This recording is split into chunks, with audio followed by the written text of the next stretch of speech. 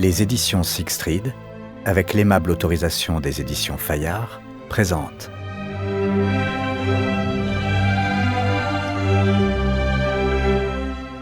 Au cœur du Troisième Reich, tome 2, d'Albert Speer, lu par Éric Herson-Macarel.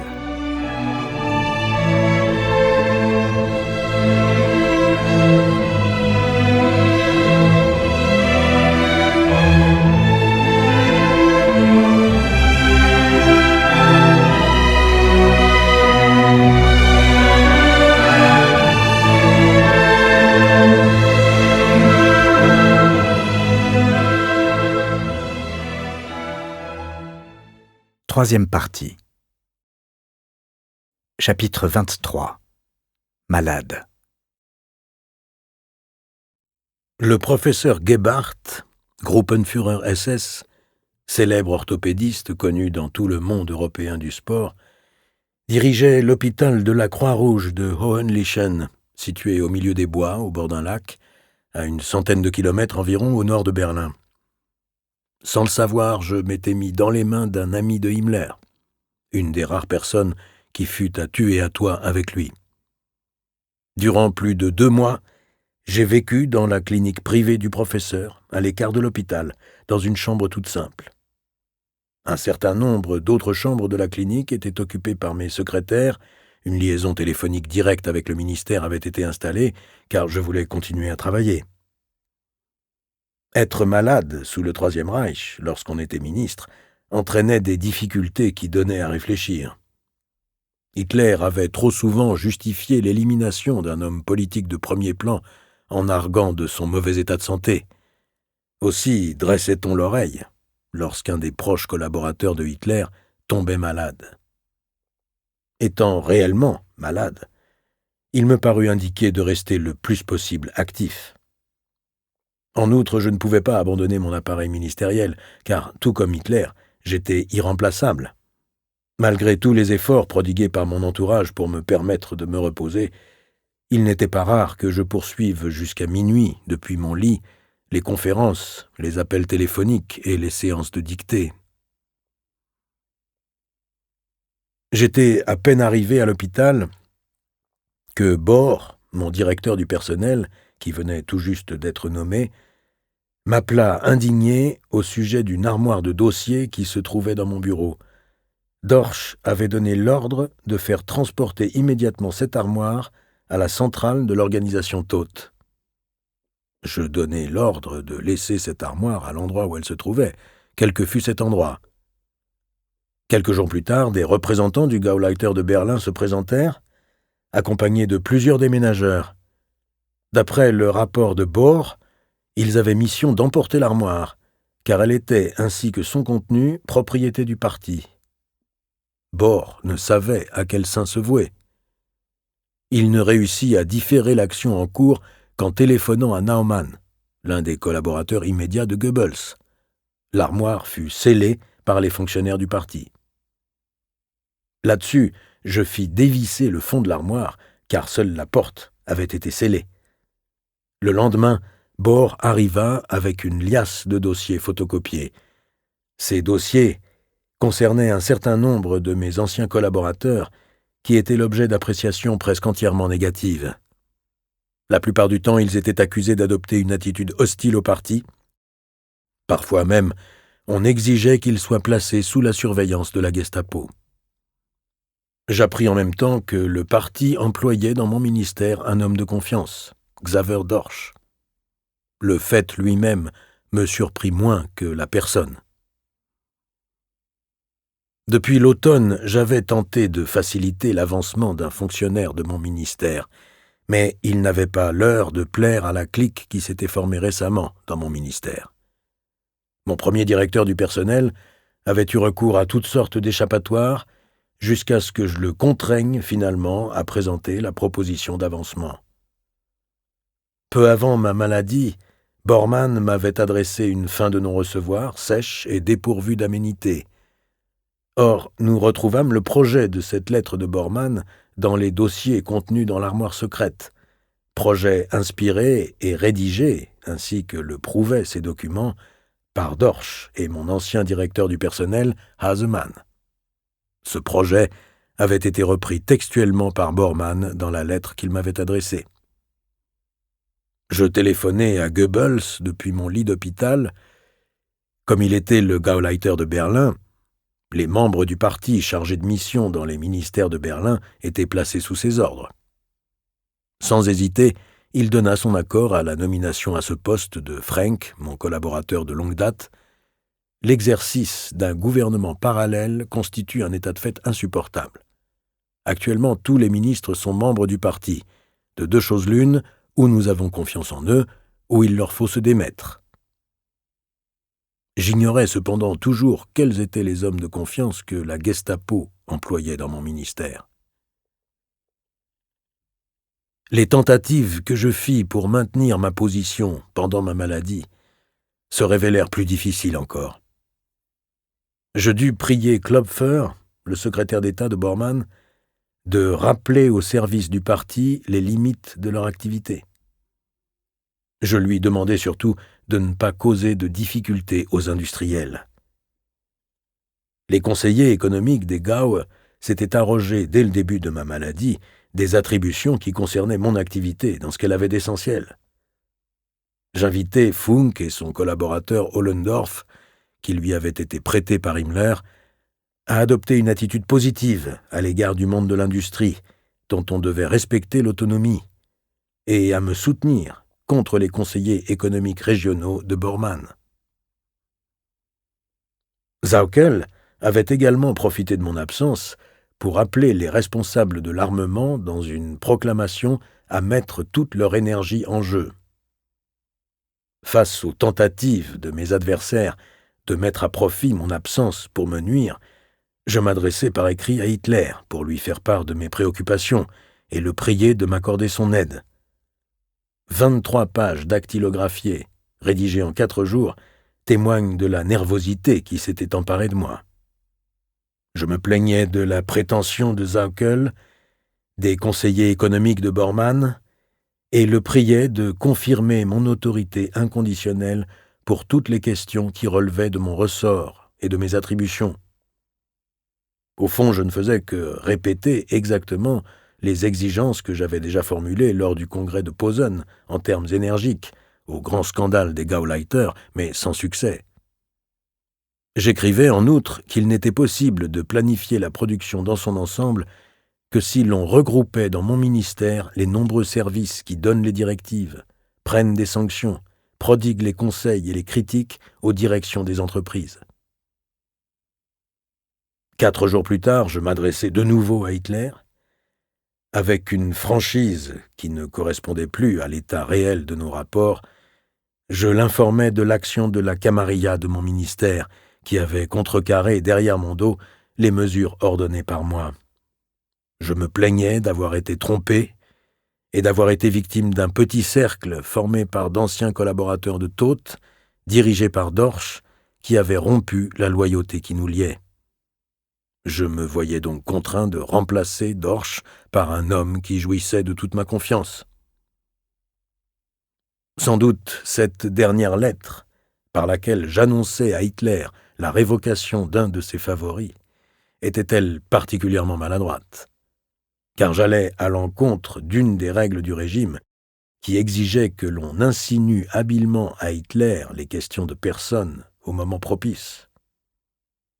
Au lieu d'observer cette règle, je l'avais confronté, sans chercher à les atténuer, avec les atteintes contre la loyauté et les particularités douteuses d'un collaborateur.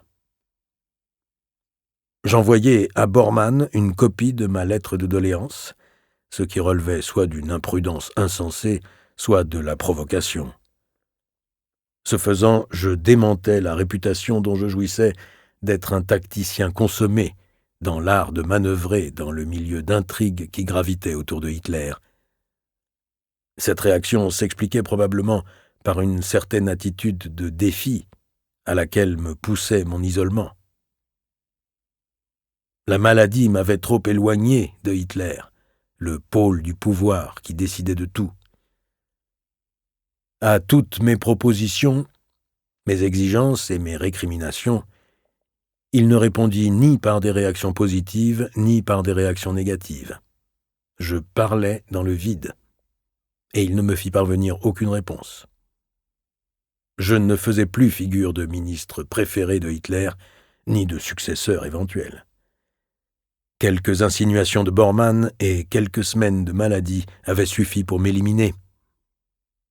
En l'occurrence, un trait de caractère de Hitler, qu'on avait eu souvent l'occasion de remarquer chez lui, joua un certain rôle. Il rayait tout simplement de ses papiers ceux qui disparaissaient de sa vue pendant un certain temps. Si la personne en question réapparaissait peu après dans son entourage, le tableau pouvait changer à nouveau. Pendant ma maladie, je fis à plusieurs reprises cette expérience qui me déçut et m'éloigna humainement de Hitler. Mais en ce temps-là, je n'étais ni révolté, ni désespéré. Affaibli par la maladie, je ne ressentais que de la fatigue et de la résignation. Je finis par apprendre, indirectement, que Hitler ne voulait pas renoncer à Dorsch, son camarade de parti des années 20. Il tint à lui marquer sa considération au cours des semaines qui suivirent, et le fit de manière ostentatoire, en ayant avec lui des entretiens à cœur ouvert, ce qui renforça encore sa position par rapport à moi. Göring, Bormann et Himmler comprirent ce déplacement du centre de gravité et en profitèrent pour essayer de saper définitivement mon autorité de ministre. Certainement chacun pour soi, chacun pour des motifs différents et probablement sans s'être concertés mutuellement. Il ne fallait plus songer à révoquer Dorsch.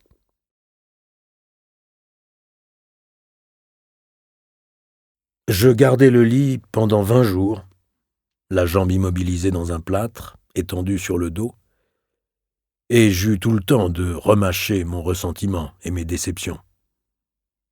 La première fois que je me levai, je ressentis au bout de quelques heures de vives douleurs dans le dos et la cage thoracique. J'eus des crachements de sang, qui semblaient indiquer une embolie pulmonaire.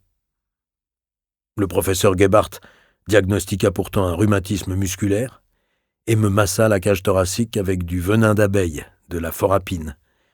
Il me prescrivit en outre des sulfamides, de la quinine et des narcotiques. 2 jours plus tard, je fus victime d'une seconde attaque violente. Mon état devenait préoccupant. Et pourtant, le professeur Gebhardt continuait à diagnostiquer un rhumatisme musculaire. Alors, ma femme alerta le docteur Brandt, qui, la nuit même, dépêcha à Hohenlychen le professeur Friedrich Koch, spécialiste des maladies internes à la faculté de Berlin et assistant de Sauerbruch. Brandt, qui était le médecin attaché au service de Hitler et disposait des pleins pouvoirs en matière de santé et d'hygiène, confia expressément à Koch la responsabilité exclusive de mon traitement et interdit en même temps au professeur Gebhardt de prendre des dispositions médicales quelles qu'elles soient. Sur les instructions du docteur Brandt, le professeur Koch se vit attribuer une chambre à proximité immédiate de la mienne et fut chargé dans un premier temps de rester près de moi de jour comme de nuit. Pendant 3 jours, mon état resta réellement inquiétant, selon les termes du rapport de Koch: dyspnée aiguë, forte pigmentation, élévation notable du rythme du pouls, forte température, quinte de toux causant des douleurs intolérables, algie et crachement de sang. D'après l'évolution de la maladie et l'ensemble de ses symptômes, on ne peut que conclure à un infarctus. Les médecins préparaient ma femme au pire. Au contraire de ce pronostic, cette situation transitoire me plongea dans une euphorie presque miraculeuse. La petite chambre se transforma en une magnifique salle. Une pauvre armoire de bois que j'avais vue pendant 3 semaines se métamorphosa en un meuble d'apparat richement sculpté et incrusté de bois précieux. Rarement je m'étais senti aussi bien et aussi gai. Lorsque je fus rétabli, mon ami Robert Frank me raconta qu'il avait eu la nuit un entretien confidentiel avec le professeur Koch, le spécialiste des maladies internes. Ce qu'il rapportait était assez extravagant. Alors que je me trouvais dans cet état inquiétant, Gebhardt lui avait demandé de pratiquer une légère intervention qui, de l'avis du professeur Koch, aurait mis ma vie en danger.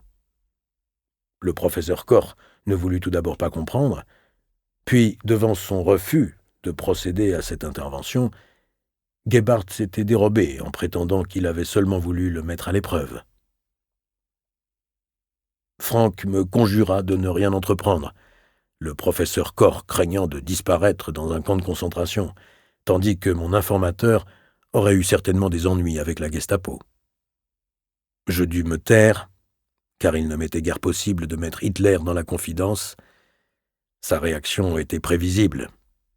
Dans un accès de colère, il aurait déclaré que tout cela était rigoureusement impossible, puis il aurait appuyé sur le bouton de la sonnette qui restait toujours à portée de main, fait venir Bormann et aurait ordonné l'arrestation des gens qui calomniaient Himmler. À cette époque, cette affaire me semblait impossible à colporter sous sa forme actuelle. Himmler passait également dans les milieux du parti pour un homme impitoyablement froid et conséquent. Personne n'osait se brouiller sérieusement avec lui. En outre, l'occasion était trop favorable. Je n'aurais pas survécu à la moindre complication, de sorte qu'aucun soupçon n'aurait pu se faire jour. Cet incident constitue un chapitre de la lutte intestine que se livraient les prétendants à la succession du pouvoir. Il montrait que ma position était encore puissante, bien que déjà suffisamment affaiblie pour que d'autres intrigues puissent être ourdies après cet insuccès. Ce n'est qu'à Spandau que Funk me raconta les détails d'un incident auquel il n'avait osé faire en 1944 que de vagues allusions. À l'automne 1943, une beuverie s'était déroulée à l'état-major de l'armée SS de Sepp Dietrich, à laquelle participait, aux côtés de Gebhardt, l'aide de camp et ami de longue date de Funk, Horst Walter, qui était devenu depuis lors aide de camp de Dietrich. Dans ce cercle de chefs SS, Gebhardt avait déclaré que, de l'avis de Himmler, Speer constituait un danger et qu'il devait disparaître. Je redoublais d'efforts pour hâter mon départ de cet hôpital où l'angoisse commençait à me gagner, bien que ce départ ait pu être contre-indiqué vu mon état de santé. Je fis entreprendre précipitamment des démarches dès le 19 février pour trouver un autre établissement. Gebhardt s'opposa à mon projet en se fondant sur des arguments médicaux. Même lorsque je commençais à me lever au début de mars, il voulut empêcher mon transfert. 10 jours plus tard environ, un hôpital voisin ayant été touché au cours d'une importante attaque aérienne de la 8e flotte américaine, Gebhardt crut que c'est moi qui étais visé par ce bombardement. Du jour au lendemain, il changea d'avis sur la possibilité de me transporter. Le 17 mars, je pus enfin quitter cet endroit déprimant. Peu de temps avant la fin de la guerre, je demandai à Koch ce qui s'était passé à cette époque.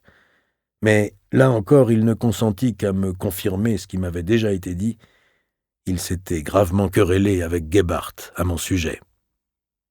Gebhardt lui avait signifié qu'il n'était pas seulement médecin, mais également médecin politique. Du reste, Gebhardt s'était efforcé de me retenir dans sa clinique le plus longtemps possible.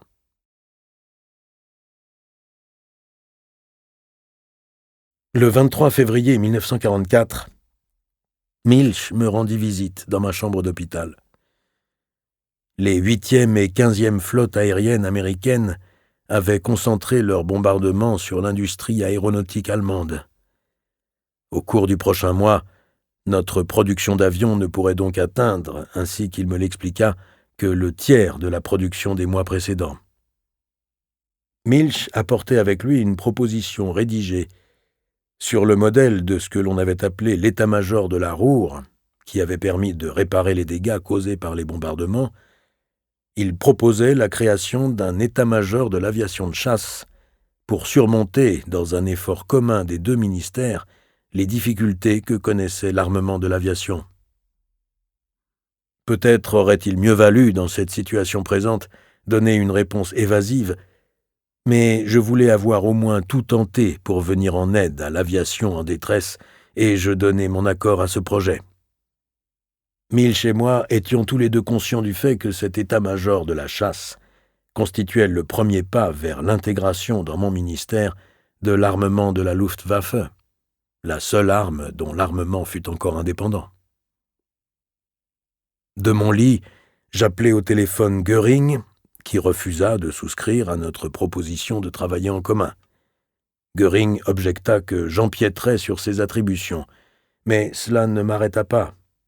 Au contraire, je téléphonai à Hitler, qui trouva cette idée excellente, mais se montra réticent et froid lorsque je lui fis part de notre intention de confier au Gauleiter Hanke le commandement de cet état-major de la chasse. J'ai commis une grave erreur en confiant à Sauckel la direction du service de la main-d'œuvre, répondit Hitler au téléphone. De par sa fonction de Gauleiter, il ne peut prendre que des décisions irrévocables, et le voilà obligé maintenant de négocier constamment et d'établir des compromis. Je ne détacherai jamais plus de Gauleiter pour une telle mission. Hitler était devenu de plus en plus furieux. L'exemple de Sauckel a eu une influence néfaste pour tous les Gauleiter en diminuant leur autorité. C'est Sauer qui sera chargé de cette tâche. Par ces mots, Hitler avait conclu notre conversation de manière abrupte, et pour la seconde fois en peu de temps, il était intervenu dans ma politique du personnel. Lors de notre conversation téléphonique, la voix de Hitler était restée glacée et hostile.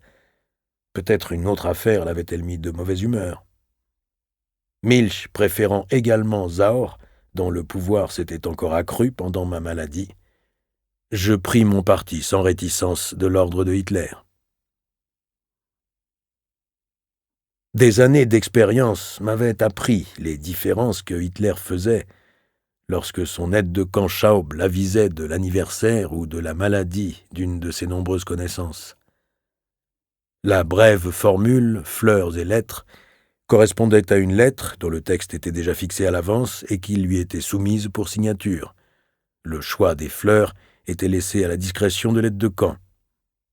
Quelques mots écrits de sa main pouvaient être considérés comme une marque particulière de considération. Dans les occasions qui lui tenaient particulièrement à cœur, il se faisait apporter des cartes et son stylo par Schaub et écrivait lui-même quelques lignes, tout en précisant quelles fleurs on devait envoyer. Il fut un temps où je faisais partie, avec les stars et les chanteurs, de ceux qui étaient l'objet de distinctions éclatantes. Ainsi donc, lorsqu'après la maladie qui avait failli me coûter la vie, une coupe de fleurs me parvint, accompagnée d'un texte dactylographié, banal et indifférent, je pris conscience que j'étais parvenu au plus bas degré de la hiérarchie effective, alors que j'étais resté un des membres les plus importants du gouvernement.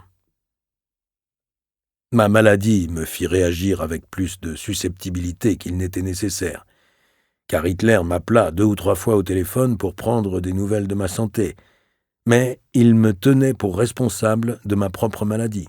« Qu'aviez-vous besoin de faire du ski ? J'ai toujours dit que c'était de la folie. Quelle idée de vous mettre ces longues planches aux pieds. Dépêchez-vous d'en faire du feu !» ajoutait-il à chaque fois, en dissimulant mal son intention de clore la conversation sur une plaisanterie.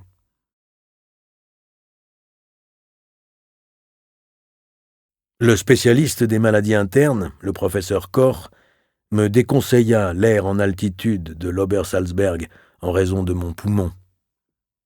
Dans le parc du château de Klesheim, la résidence des invités de Hitler à proximité de Salzbourg, les princes-évêques de la ville s'étaient fait construire par l'architecte baroque Fischer von Erlach un ravissant pavillon en arc de cercle appelé le château du Trèfle.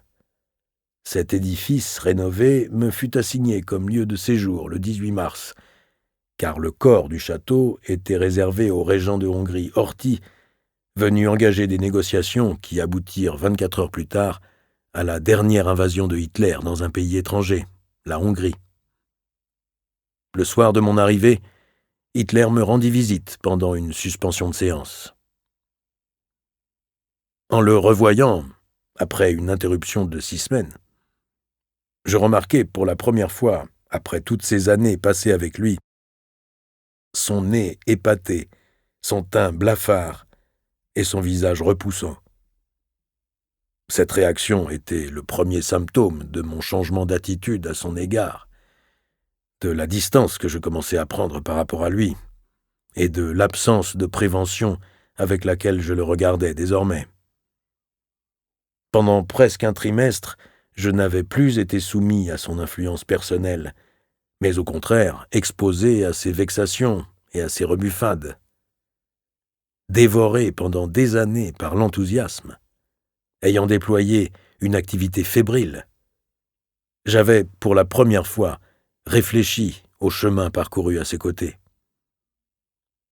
Alors que jadis, quelques mots de sa part ou un simple geste avaient suffi à me faire sortir de mes crises d'abattement et à libérer en moi des ressources d'énergie extraordinaires, je me sentis, après ces retrouvailles et en dépit de la cordialité de Hitler, aussi fatigué et épuisé qu'avant. Je n'aspirais plus qu'à une seule chose, partir avec ma femme et mes enfants à Méran et y passer de nombreuses semaines pour reprendre des forces, sans savoir, à vrai dire, dans quel but, car je n'avais plus de but. Pourtant, ma volonté d'auto-affirmation ressurgit lorsque je fus obligé de constater, pendant ces 5 jours passés à Klesheim, qu'on essayait de m'éliminer définitivement par le mensonge et par rancune. Le lendemain de la visite de Hitler, Göring me félicita par téléphone à l'occasion de mon anniversaire. Lorsque je sautai sur l'occasion pour lui donner des nouvelles rassurantes sur ma santé, il me déclara, sans avoir l'air le moins du monde affligé, mais sur un ton plutôt joyeux, « Mais voyons, ce que vous dites est complètement faux. Le professeur Gebhardt m'a averti hier que vous étiez atteint d'une grave affection cardiaque, sans espoir de guérison, entendez-vous? Peut-être l'ignoriez-vous complètement ?» Immédiatement après, Göring fit allusion à mon départ imminent, tout en répandant un flot de louanges sur mon activité passée. Je lui dis que les examens radiographiques et électrocardiographiques n'avaient pas révélé d'état pathologique. Göring répliqua que j'étais manifestement mal renseigné et refusa tout simplement de prendre en considération ma déclaration. Mais c'était Gebhardt qui avait donné des renseignements erronés à Göring. Hitler déclara également, l'air visiblement affecté, aux personnes de son entourage, parmi lesquelles se trouvait ma femme, « Speer ne s'en remettra pas ». Lui aussi avait parlé à Gebhardt, qui m'avait qualifié d'épave inapte au travail.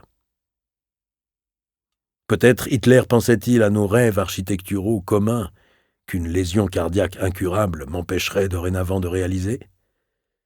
Peut-être pensait-il à la fin prématurée de son premier architecte, le professeur Trost? Toujours est-il qu'il réapparut le jour même à Klesheim pour me faire la surprise de m'offrir un gigantesque bouquet de fleurs que son valet tenait pour lui. Cette démarche était tout à fait inhabituelle pour lui. Mais quelques heures après le départ de Hitler, Himmler se fit annoncer et me déclara officiellement que Gebhardt avait été chargé par Hitler de ma sécurité, en sa qualité de Gruppenführer SS, et de ma santé, en sa qualité de médecin. Ainsi, mon spécialiste des maladies internes était-il éliminé, et un commando de SS, qui avait été adjoint à Gebhardt pour assurer ma protection, se trouva placé sous son commandement. Le 23 mars, Hitler vint encore une fois pour me faire une visite d'adieu, comme s'il ressentait à quel point je m'étais détaché de lui pendant ma maladie. En réalité, et malgré la sympathie qu'il venait de me manifester à plusieurs reprises, mes rapports avec lui s'étaient transformés sensiblement. J'étais très affecté qu'il ne se souvînt de moi, son proche collaborateur, qu'à la faveur de cette rencontre, et que mes réalisations d'architecte et de ministre aient si peu compté pendant cette séparation de plusieurs semaines. Je comprenais naturellement qu'un homme surchargé comme l'était Hitler et soumis à une pression extrême pût être amené à négliger les collaborateurs qu'il ne voyait plus, mais l'ensemble de son comportement pendant les dernières semaines m'avait démontré que je comptais bien peu dans le cercle de ses fidèles, et qu'il faisait preuve de bien peu de raison et d'objectivité pour fonder ses décisions. Soit qu'il ait ressenti ma froideur, soit qu'il ait voulu me réconforter, toujours est-il qu'il déclara d'un ton déprimé que sa santé était fortement ébranlée. Des signes qui ne trompaient pas laissaient prévoir la perte de la vue pour bientôt. Il enregistra sans mot dire ma remarque lorsque je lui annonçai que le professeur Brandt le mettrait au courant de mon excellent état cardiaque.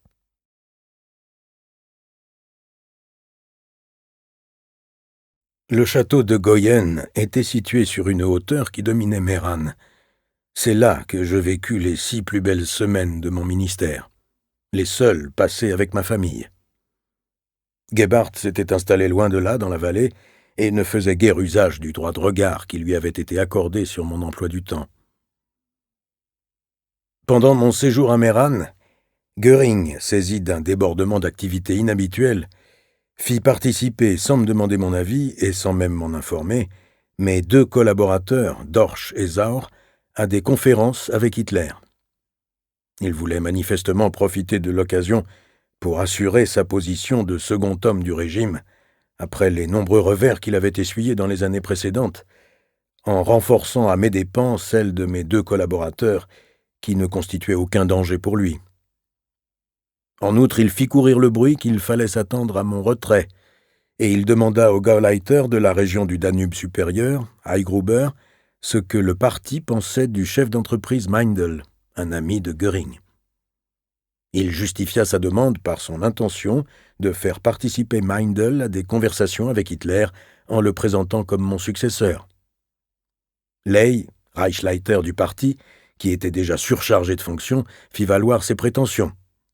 Dans l'éventualité du départ de Speer, il déclara, sans avoir été consulté, qu'il se chargerait également de ce travail et qu'il en viendrait bien à bout. Bormann et Himmler tentèrent entre-temps de déconsidérer dans l'esprit de Hitler mes autres directeurs généraux en les chargeant de graves accusations.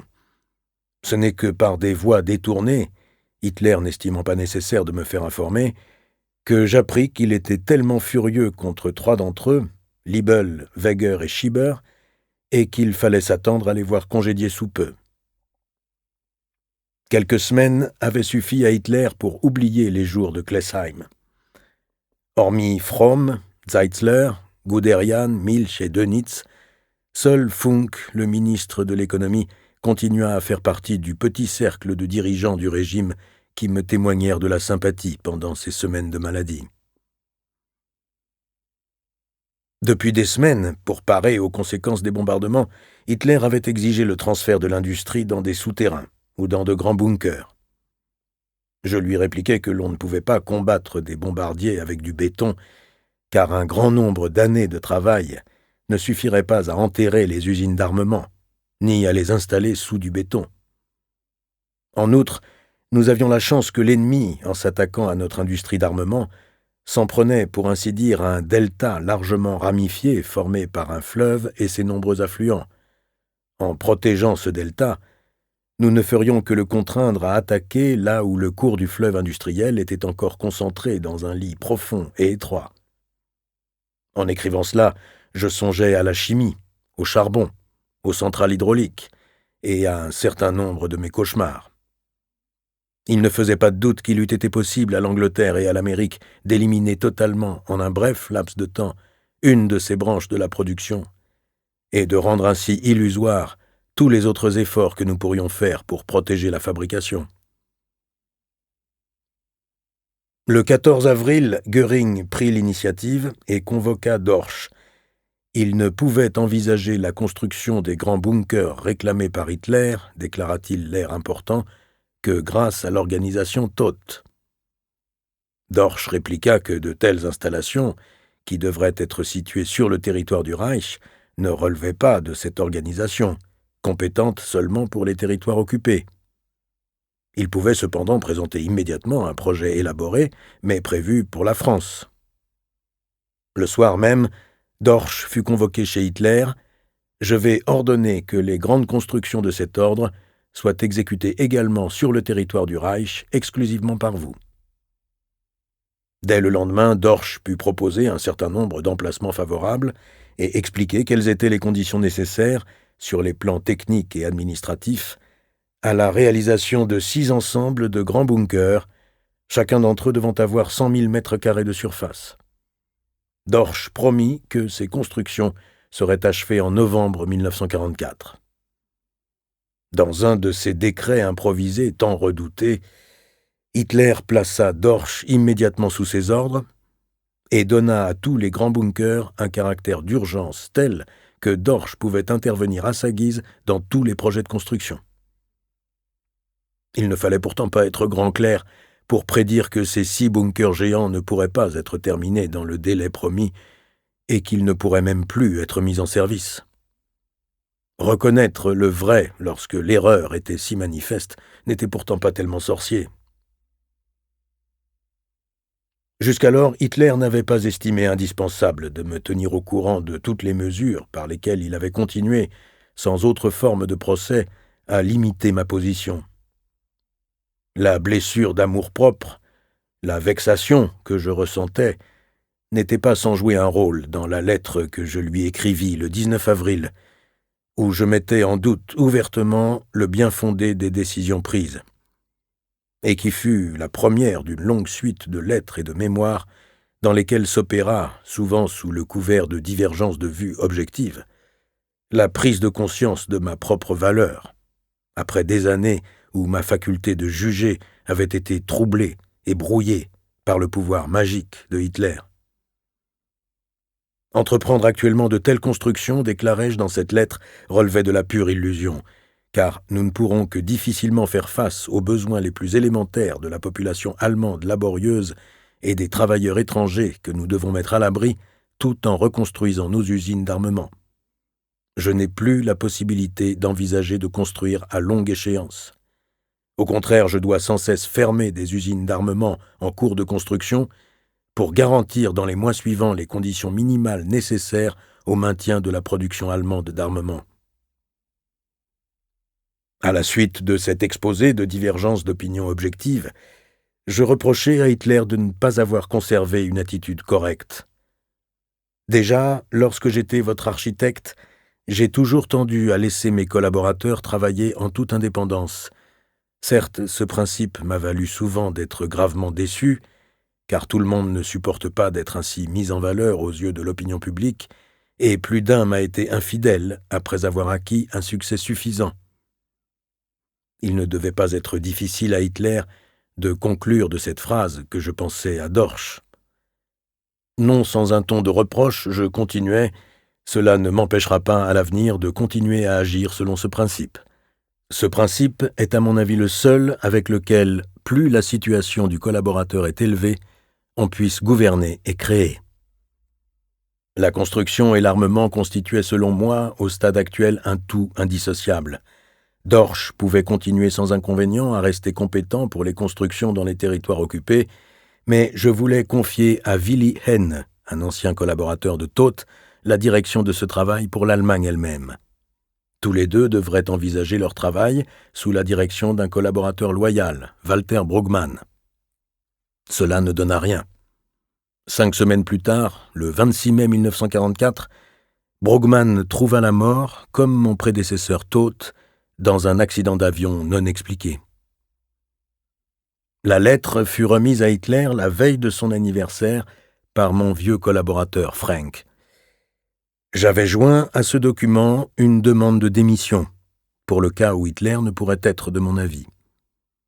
Ainsi que je l'appris de source autorisée par la secrétaire en chef de Hitler, Johanna Wolf, Hitler se montra particulièrement irrité par ma lettre et déclara, entre autres, « Speer doit savoir qu'il existe une raison d'État pour lui aussi. » 6 semaines auparavant déjà, il avait formulé la même idée lorsque j'avais arrêté provisoirement la construction de bunkers destinés aux personnalités du régime, construction qu'il avait lui-même ordonnée, parce qu'il fallait réparer les dégâts causés par un bombardement.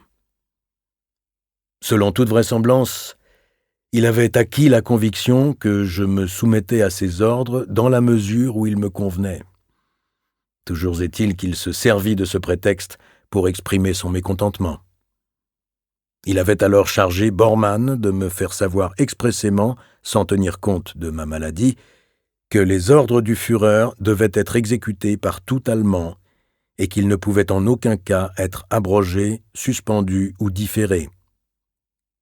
En même temps, Hitler menaçait de faire arrêter sur le champ par la Gestapo le fonctionnaire qui aurait contrevenu aux ordres du Führer et de le faire transférer dans un camp de concentration. À peine avais-je pris connaissance, toujours indirectement, de la réaction de Hitler, que Göring m'appela au téléphone depuis l'Obersalzberg. Il avait entendu parler de mon intention de me retirer, mais il était chargé en haut lieu de m'informer que seul le Führer était habilité à constater quand un ministre pouvait quitter son service. La conversation se poursuivit, animée, pendant une demi-heure, avant que nous tombions d'accord sur un projet de compromis. Au lieu de démissionner, je vais prolonger ma maladie et disparaître sans dire mot en tant que ministre. Göring m'approuva presque avec enthousiasme. Voilà la solution. Voilà ce que nous pouvons faire. Le Führer sera également d'accord avec cette solution. Hitler, qui, dans les cas désagréables, tentait toujours d'éviter la confrontation, n'osait pas me convoquer et me dire ouvertement qu'il tirait les conséquences qui s'imposaient et qu'il se voyait contraint de me donner un congé. Poussé par la même crainte, il n'essaya pas non plus l'année suivante, lorsque nous en fûmes arrivés à la rupture, d'obtenir mon départ. Rétrospectivement, il me semble qu'il était sans doute possible d'exciter la mauvaise humeur de Hitler à un point tel que cela put entraîner le renvoi. Quiconque restait dans son entourage immédiat le faisait en tout cas volontairement. Quelles qu'aient été mes motivations, l'idée de me retirer me plaisait, assurément. Car tous les jours, je pouvais voir dans le ciel bleu du sud les signes avant-coureurs de la fin de la guerre, quand, partant de leur base en Italie et volant à une altitude tellement faible qu'elle en était provocante, les bombardiers de la 15e flotte aérienne américaine passaient les Alpes pour venir attaquer les centres industriels allemands. Pas de chasse dans le ciel, pas de tir de DCA. Le tableau qu'offrait cette absence totale de défense était plus impressionnant que tout reportage. S'il avait été possible, jusqu'à présent, de remplacer les armes perdues dans les retraites militaires, je pensais avec pessimisme que cela ne pouvait pas durer bien longtemps face à cette offensive aérienne. Qu'y avait-il de plus tentant que de profiter de la chance offerte par Göring et de ne pas se trouver à un poste de responsabilité lors de la catastrophe désormais imminente, mais de disparaître en silence? L'idée d'abandonner mon poste pour contribuer à accélérer par la fin de ma collaboration la fin de Hitler et du régime ne m'effleura pas, malgré toutes nos divergences de vue, et ne me viendrait pas non plus dans une situation semblable. Mes idées de fuite furent remises en question dans l'après-midi du 20 avril par la visite de mon plus proche collaborateur, Roland, car l'industrie avait eu vent de mon intention de démissionner, et Roland était venu pour m'en dissuader. Vous n'avez pas le droit de livrer l'industrie qui vous a suivi jusqu'à ce jour à ceux qui vous succéderont. On imagine ce qu'ils seront. Notre progression future dépend de la réponse à la question suivante. Comment notre potentiel industriel indispensable pourra-t-il être maintenu pour l'époque qui suivra une guerre perdue? C'est pour cela que vous devez rester à votre poste. Je me souviens que, pour la première fois, le spectre de la terre brûlée surgit devant mes yeux lorsque Roland poursuivit en évoquant une terrible éventualité. La direction du parti pourrait ordonner, par désespoir, de procéder à des destructions arbitraires. Ce jour-là, je sentis naître un sentiment qui ne dépendait pas de Hitler et qui ne concernait que le pays et le peuple, celui d'une responsabilité encore vague, et ressenti confusément. Quelques heures après seulement, en pleine nuit, vers 1 heure du matin, le maréchal Milch, Zaor et le docteur Frank vinrent me voir. Ils s'étaient mis en route en fin d'après-midi et arrivaient directement de l'Obersalzberg. Milch était chargé de me transmettre un message de Hitler. Il me faisait savoir l'estime en laquelle il me tenait et combien il souhaitait que nos relations restent inchangées. Le ton était presque celui d'une déclaration d'amour qui n'était due, comme je l'appris 23 ans plus tard, de la bouche de Milch, qu'à l'instigation pressante de celui-ci. Quelques semaines auparavant seulement, j'aurais été à la fois touché et heureux d'être ainsi distingué par Hitler. Maintenant, en revanche, je déclarais, à la lecture de la déclaration de Hitler, « Non, j'en ai assez. Je ne veux plus entendre parler de tout cela. » Milch, Zaor et Frank insistèrent. Je me défendis longtemps. Certes, je trouvais le comportement de Hitler détestable et invraisemblable, mais je ne voulais plus cesser mon activité de ministre depuis que Roland m'avait fait entrevoir ma nouvelle responsabilité. Je ne cédai qu'au bout de plusieurs heures, à une condition. Dorsch serait à nouveau placé sous mes ordres et la situation préexistante serait rétablie. Du reste, j'étais prêt à céder sur la question des grands bunkers. Elle n'avait plus d'importance. Dès le lendemain, Hitler signa un texte que j'avais rédigé dans la nuit et qui lui donnait satisfaction sur un point. Dorsch devait construire dorénavant ses bunkers, sous ma responsabilité et par priorité expresse. Certes, 3 jours plus tard, je me rendis compte que j'avais pris une décision inconsidérée, en conséquence de quoi je me décidai à écrire une nouvelle lettre à Hitler, car je m'étais aperçu que je ne pouvais qu'aboutir à une impasse sur la base du compromis conclu. Si en effet je soutenais Dorsch dans la construction de ces grandes installations en lui fournissant le matériel et la main-d'œuvre, c'est à moi que reviendrait la tâche ingrate d'enregistrer et de désamorcer les plaintes des instances du Reich dont je limiterais les programmes. Mais si je ne satisfaisais pas les exigences de Dorsch, ce serait entre nous un échange perpétuel de lettres de doléances et de lettres de couverture. J'expliquais à Hitler qu'il était plus logique de charger Dorsch également de la responsabilité des autres projets de construction dont la réalisation serait compromise par celle des grands bunkers. Tout bien pesé, affirmai-je en conclusion, la séparation du domaine de la construction de celui de l'armement et de la production de guerre me paraissait être, dans les circonstances actuelles, la meilleure solution. Je proposai en conséquence de nommer Dorsch inspecteur général de la construction et de le placer directement sous les ordres de Hitler.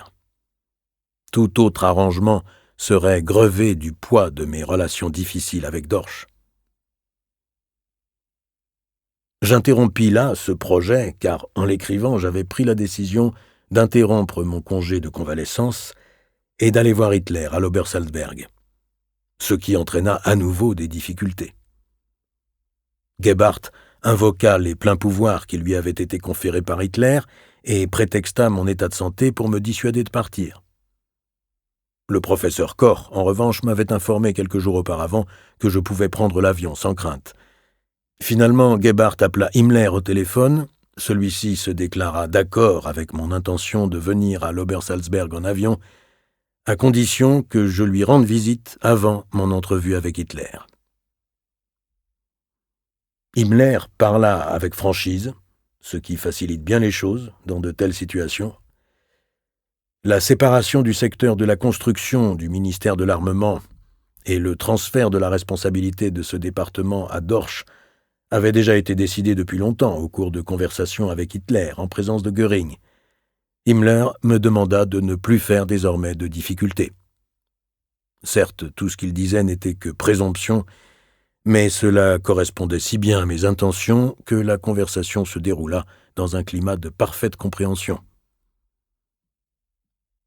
J'étais à peine arrivé dans ma maison de l'Obersalzberg que l'aide de camp de Hitler m'invita à participer au thé pris en commun. Cependant, je voulais parler avec Hitler dans le cadre d'entretiens officiels. L'intimité du thé aurait sans doute aplani les difficultés qui s'étaient accumulées entre nous, mais c'est précisément ce que je voulais éviter. Je tenais à rencontrer Hitler dans le cadre d'entretiens officiels. Je déclinai donc l'invitation. Hitler comprit le sens de ce geste inhabituel, et peu de temps après, un rendez-vous me fut fixé pour un entretien au Berghof. Coiffé de sa casquette et les gants à la main, Hitler était venu m'accueillir officiellement devant l'entrée du Berghof et m'introduisit dans sa demeure avec toutes les formalités réservées à un hôte. J'étais fortement impressionné parce que j'ignorais l'intention psychologique que cachait cet accueil. À partir de cet instant, mes rapports avec lui devinrent tout à fait ambigus. D'un côté, il m'honorait en me témoignant des marques de faveur particulières qui ne me laissaient pas indifférent, attitude que contrebalançait d'autre part son action de plus en plus funeste pour le peuple allemand et dont je commençais peu à peu à prendre conscience. Et bien que l'ancien charme continuât à agir, et que Hitler continuât à faire preuve de son habileté instinctive dans ses rapports avec les hommes, j'eus de plus en plus de mal à lui rester fidèle inconditionnellement. Les rapports furent diamétralement inversés, non seulement lors de cet accueil, mais aussi pendant l'entretien qui suivit. C'était lui qui recherchait mes bonnes dispositions. Hitler repoussa ma proposition de retrancher la construction de mes attributions et de la confier à Dorsch. Je ne dissocierai en aucun cas ce secteur. Je n'ai personne sous la main à qui je puisse confier la responsabilité des constructions. Malheureusement, le docteur Todt est mort. Vous savez, monsieur Speer, l'importance que j'attache à la construction. Comprenez-moi, je suis a priori d'accord avec toutes les mesures que vous jugerez utiles de prendre dans le domaine de la construction. En affirmant cela, Hitler se contredisait lui-même. Lui qui avait décidé quelques jours auparavant, en présence de Himmler et de Göring, qu'il envisageait de confier cette charge à Dorsch. Agissant arbitrairement, comme à son habitude, il ne tenait plus compte de ses intentions récentes ni des sentiments de Dorsch. Ce revirement désinvolte témoignait éloquemment de son mépris insondable des hommes. Toutefois, je devais m'attendre à ce que cette palinodie ne soit que de courte durée. C'est pourquoi je répliquai à Hitler qu'il était nécessaire de prendre une décision valable à long terme. Dans mon esprit, il est impossible qu'on remette ce problème en question. Hitler promit de ne pas changer d'attitude. Ma décision est irrévocable, je n'ai pas l'intention d'en changer. Il poursuivit en minimisant les reproches qui visaient 3 de mes chefs de service, alors que j'avais déjà tablé sur leur départ. À la fin de notre entretien, Hitler me reconduisit au vestiaire, prit à nouveau sa casquette et s'apprêta à me reconduire vers la sortie. Cette attitude me parut trop officielle, et, adoptant le ton habituel dans son entourage, je lui dis que j'avais un rendez-vous à l'étage supérieur avec Below, son aide de camp de l'armée de l'air. Le soir, j'étais de nouveau assis comme autrefois au milieu de ses familiers, entouré par lui, Eva Braun et sa cour. La conversation se déroulait au gré des bavardages indifférents. Bormann proposa d'écouter des disques. On commença par un air de Wagner, puis on passa vite à la chauve-souris. Après les hauts et les bas, les tensions et les convulsions de ces derniers temps, j'éprouvais ce soir-là un sentiment d'apaisement. Toutes les difficultés et les sources de conflits semblaient éliminées. L'incertitude de ces dernières semaines m'avait profondément déprimé. Il m'était impossible de travailler sans marque d'estime et de sympathie, et voilà que je pouvais à bon droit me considérer comme le vainqueur d'une lutte pour le pouvoir qui avait été menée contre moi par Göring, Himmler et Bormann. Ils devaient être très déçus, car ils avaient certainement cru avoir provoqué ma perte. Peut-être commençais-je à me demander, Hitler avait-il vu également quel jeu se tramait là, et dans quelles intrigues il s'était laissé entraîner. Parmi toutes les motivations qui m'avaient replongé d'une manière si surprenante dans ce cercle, le désir de conserver la position de force que j'avais acquise constitua certainement un mobile important. Même si je ne faisais qu'avoir part à la puissance de Hitler, et sur ce point je ne me suis jamais fait d'illusions, j'estimais que pouvoir rassembler sur mon nom, en restant dans son sillage, un peu de sa popularité, de son rayonnement et de sa grandeur, justifiait tous mes efforts. Jusqu'en 1942, j'eus le sentiment que ma vocation d'architecte me permettait de prendre conscience de ma valeur indépendamment de Hitler. Mais entre-temps, j'avais pris goût à la griserie que procure l'exercice du pouvoir. Introniser des hommes dans leurs fonctions, disposer de milliards, décider de questions importantes, tout cela me procurait une satisfaction profonde, à laquelle j'aurais eu de la peine à renoncer.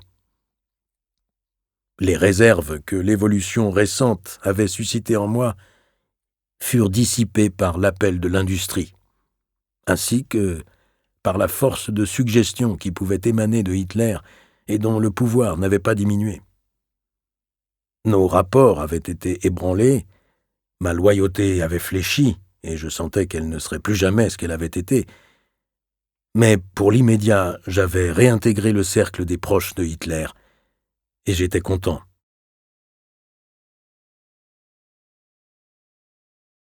Je revins trouver Hitler 2 jours plus tard, accompagné de Dorsch, que je présentai comme le nouveau directeur de mon département de la construction. Hitler réagit à ce revirement comme je m'y attendais. « Je laisse à votre discrétion, mon cher Speer, de décider des mesures que vous voulez prendre dans le cadre de votre ministère.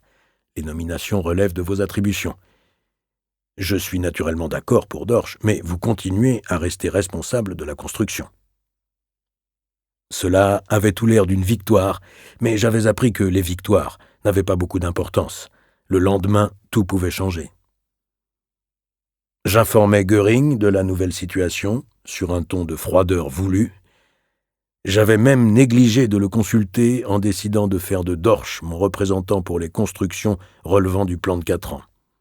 Car j'ai supposé, lui écrivis-je, non sans adopter un ton sarcastique, que vous ne verriez pas d'objection à cette nomination, étant donné la confiance que vous accordez à monsieur le directeur ministériel Dorsch. Göring répondit sèchement et légèrement irrité, tout à fait d'accord avec tout ce que vous avez décidé. J'ai déjà placé l'ensemble de l'appareil des constructions de l'armée de l'air sous les ordres de Dorsch. Himmler ne manifesta aucune réaction. En de telles occasions, il avait toutes les qualités du poisson que l'on ne peut saisir. Avec Bormann, en revanche, pour la première fois depuis 2 ans, le vent commença visiblement à tourner à mon avantage. Car il réalisa sur le champ que je venais de remporter un succès notable et que toutes les intrigues ourdies péniblement dans les derniers mois avaient échoué. Il n'était pas assez puissant et pas homme à entretenir son ressentiment contre moi sans tenir compte de telles modifications. Manifestement contrarié de me voir le dédaigner de manière ostentatoire, il profita de la première occasion qui se présenta lors d'une des promenades en groupe en direction du pavillon de thé pour m'assurer, avec une cordialité exagérée, qu'il n'avait pas été mêlé à toutes ces intrigues fomentées contre moi. Peut-être avait-il raison, bien que j'eusse de la peine à le croire, mais en me tenant ces propos, il me confirmait bel et bien qu'une grande cabale avait été ourdie contre moi.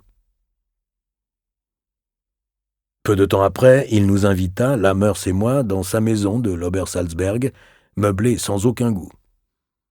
Brusquement, et d'une manière plutôt cavalière, il nous offrit à boire, et à minuit passé, il nous proposa de nous tutoyer.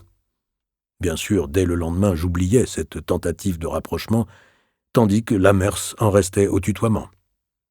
Ce qui n'empêcha pas Bormann de l'humilier peu de temps après, sans aucun scrupule, alors qu'il ne montra aucune réaction devant ma froideur et fit preuve d'une cordialité croissante, aussi longtemps, en tout cas, que Hitler me fut manifestement favorable. À la mi-mai 1944, lors d'une visite au chantier naval de Hambourg, le Gauleiter Kaufmann m'informa, au cours d'un entretien confidentiel, que plus de 6 mois après mon discours prononcé devant les Gauleiter, la mauvaise humeur provoquée par ce discours ne s'était pas encore apaisée. Presque tous les Gauleiter me récusaient, et Bormann soutenait et encourageait cette attitude. Kaufmann me prévint contre le danger qui me menaçait de ce côté.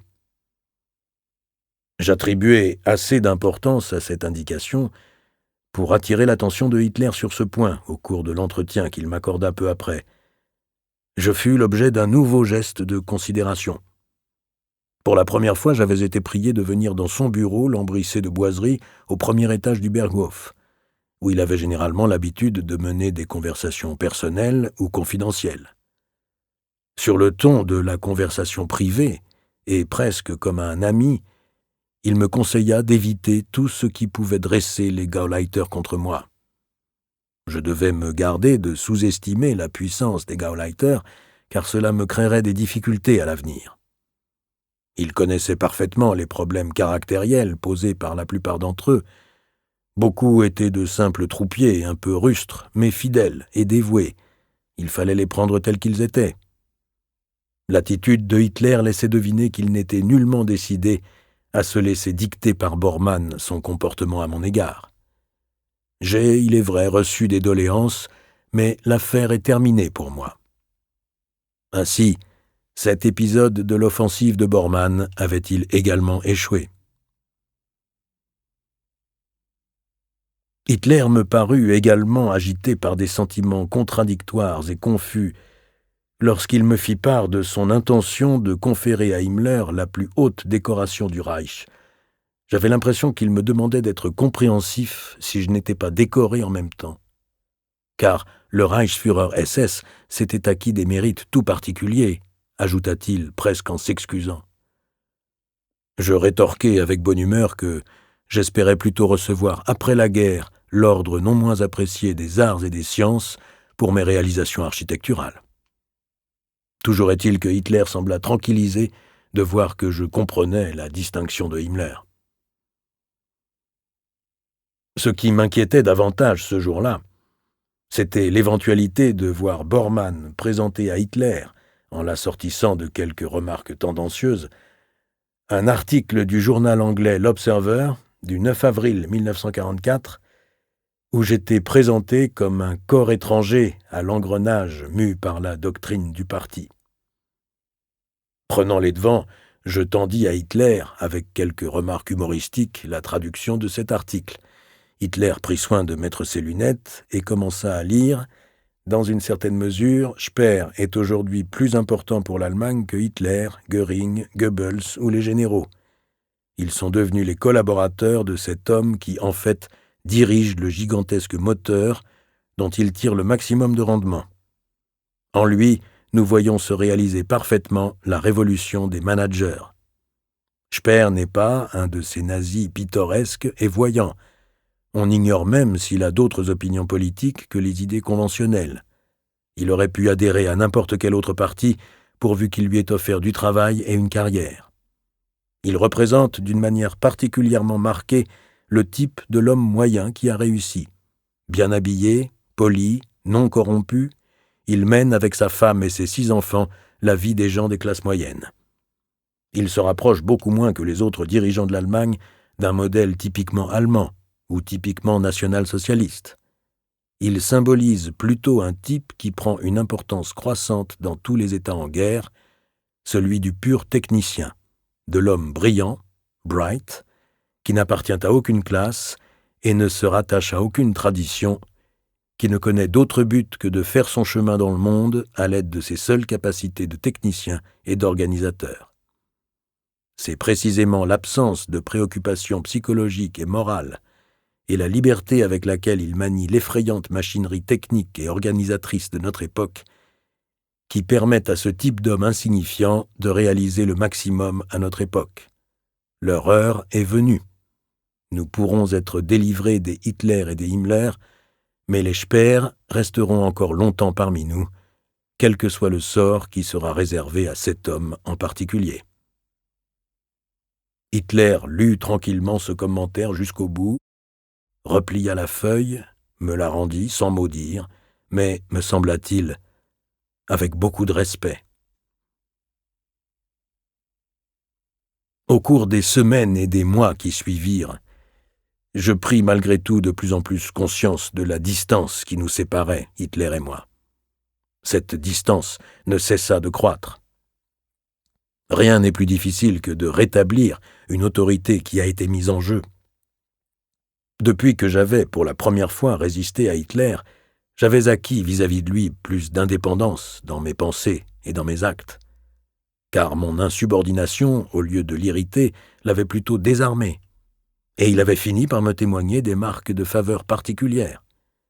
Il était même revenu sur ses intentions, bien qu'il se fût déjà engagé devant Himmler, Göring et Bormann. J'avais cédé, moi aussi, mais cela n'avait en rien diminué la portée de l'expérience que j'avais faite. J'avais appris qu'en s'opposant résolument à Hitler, on pouvait s'imposer et réaliser des projets difficiles. Toutefois, ces expériences firent simplement naître en moi des doutes sur ce système de pouvoir, dont les principes me paraissaient pour la première fois contestables. J'étais surtout révolté par la conduite des dirigeants. Ils continuaient à refuser de s'imposer à eux-mêmes les sacrifices qu'ils demandaient au peuple. Ils en usaient sans aucun scrupule avec les êtres et les valeurs. Nous espérons que vous avez apprécié cet aperçu. Pour continuer à écouter ce livre audio sur Google Play Livres, utilisez le lien dans la description de la vidéo.